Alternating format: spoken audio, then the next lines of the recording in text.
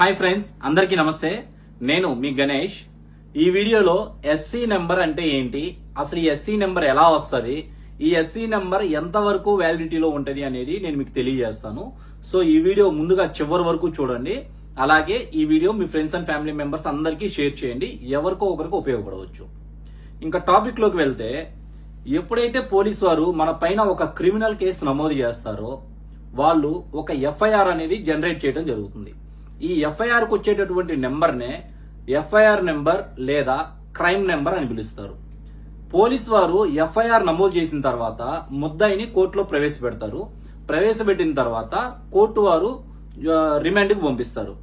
ఎప్పుడైతే ఈ ముద్దాయి రిమాండ్ కు వెళ్తాడో, రిమాండ్ కు వెళ్లిన దగ్గర నుంచి బెయిల్ తీసుకొని బయటకు వచ్చిన తర్వాత మరియు పోలీసు వారు కేసు మొత్తం పూర్తిగా విచారించి ఛార్జ్ షీట్ ఫైల్ చేసేంత వరకు కూడాను ఈ కేసుని క్రైమ్ నెంబర్ తో మాత్రమే పిలుస్తారు.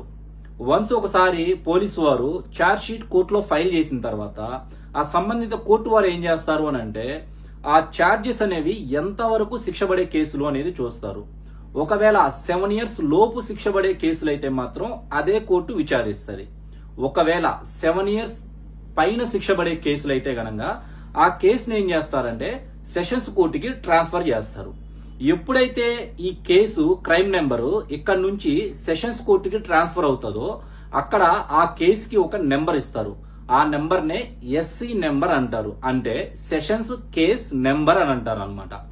సో ఇక ఆ కేసు మొత్తం కూడా ఆ సెషన్స్ కోర్టులో ఆ ఎస్సీ నెంబర్ తోనే పిలవడం జరుగుతుంది. ఎప్పటి వరకు అంటే కేసు విచారణ మొత్తం పూర్తయి జడ్జిమెంట్ వచ్చేంత వరకు కూడా ఆ ఎస్సీ నెంబర్ అనేది అలాగే ఉంటది.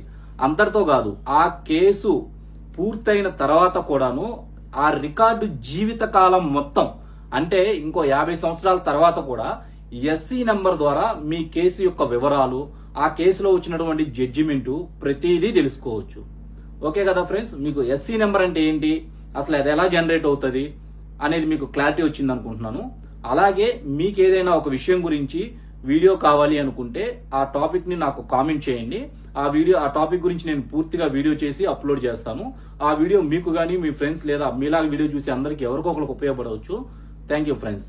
అలాగే ఈ వీడియో కనుక మీకు నచ్చినట్లయితే దయచేసి మీ ఫ్రెండ్స్ అండ్ ఫ్యామిలీ మెంబర్స్ అందరికీ షేర్ చేయండి. Thank you.